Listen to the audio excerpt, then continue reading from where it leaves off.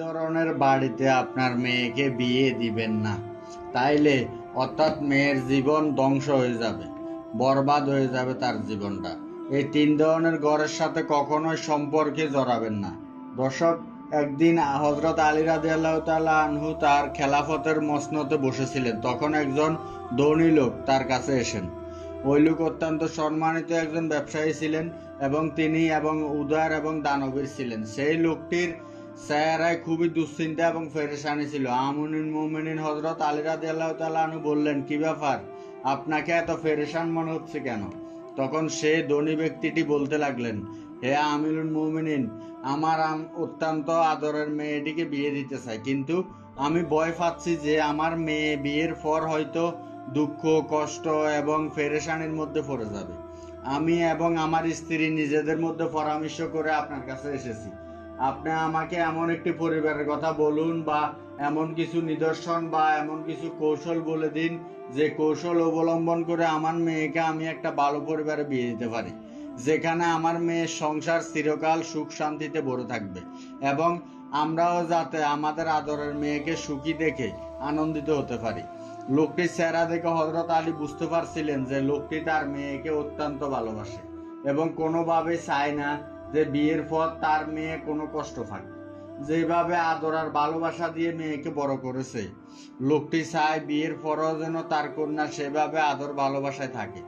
তখন আমিরুল মুমিনিন হযরত আলী রাদিয়াল্লাহু তাআলা আনহু সেই লোকটির হাত ধরে তাকে শান্ত করে বললেন, মাত্র তিনটি বিষয়ের প্রতি খেয়াল রাখবে ভাই।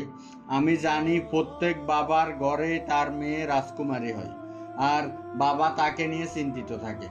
অনেক বাবারা তো ঘরে প্রাপ্তবয়স্ক মেয়ে থাকলে চার দেয়ালকে ছোট মনে করে, ভয় পায় গরম বাতাসও তার মেয়েকে স্পর্শ করতে পারে। অত তোমার টেনশনের কোনো প্রয়োজন নাই। এক নাম্বার যে বিষয়টি, এমন ঘরে তোমার মেয়েকে বিয়ে দিবে না যেই ঘরের পারিবারিক সিদ্ধান্ত মহিলারা নিয়ে থাকে, আর পুরুষরা নারীদের সিদ্ধান্ত মেনেই চলে। হযরত আলী বললেন, তুমি তোমার মেয়েকে কখনোই এমন বাড়িতে বিয়ে দিবে না যেখানে মেয়েদের কথায় পরিবার চলে, তাহলে তোমার মেয়ের সংসার স্থাপনের আগেই ধ্বংস হয়ে যাবে, তোমার মেয়ের জীবনটা নষ্ট হয়ে যাবে। প্রিয় দর্শক, আমরাও দেখে থাকি যখনই কোনো মেয়েদের বিয়ে ভেঙে যায়, সে মেয়ে যতই সুন্দরী আর যতই ভদ্রনম্র হোক না কেন, অনেক গভীরে ঘাটাঘাটি করে অধিকাংশ ক্ষেত্রে খুঁজে পাওয়া যায় নারী কর্তৃত্ববাদী পরিবারগুলোতে সাধারণত একজন নারী অন্য নারীর অধিকার প্রতিষ্ঠার ক্ষেত্রে অত্যন্ত দুর্বল হয়ে থাকে। আর এই জন্য আল্লাহ রাব্বুল আলামিন পারিবারিক সিদ্ধান্তগুলোর দায়ভার পুরুষের কাঁধে দিয়েছেন। এরপর হযরত আলী রাদিয়াল্লাহু তাআলা আনহু বলেন, দ্বিতীয় নম্বর যে বিষয়টি তুমি মাথায় রাখবে সেটা হচ্ছে যে বাড়িতে নারীদের কোনো সম্মান নেই, যেখানে কেবল পুরুষের শাসন চলে, এমন ঘরেও তোমার মেয়েকে বিয়ে দিবে না। হযরত আলী যুক্ত করে বলেন, আমার আগের বক্তব্য শুনে মনে হতে পারে তোমার পুরুষ কর্তৃত্ববাদী মনে হয় মেয়েকে বিয়ে দেওয়া উচিত, যেহেতু নারী কর্তৃত্ববাদী ঘরে বিয়ে দিলে আমার মেয়ে অসুখী হবে, তার সংসার ভেঙে যেতে পারে। কিন্তু না, হযরত আলী তার নিজের কথাকে ব্যাখ্যা করে বিশ্লেষণ করে বুঝিয়ে বলেন যে এমন ঘরেও তোমার মেয়েকে বিয়ে দিতে পারবে না যেই ঘরে নারীদের কোনো সম্মান নেই।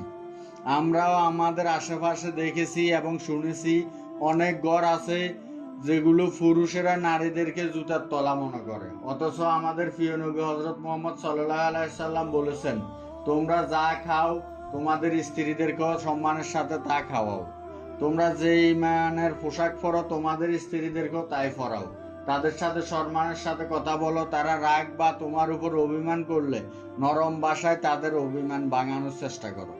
পবিত্র কোরআনে আল্লাহ তাআলা বলেছেন, তারা তোমাদের পোশাক, তোমরা তাদের পোশাক।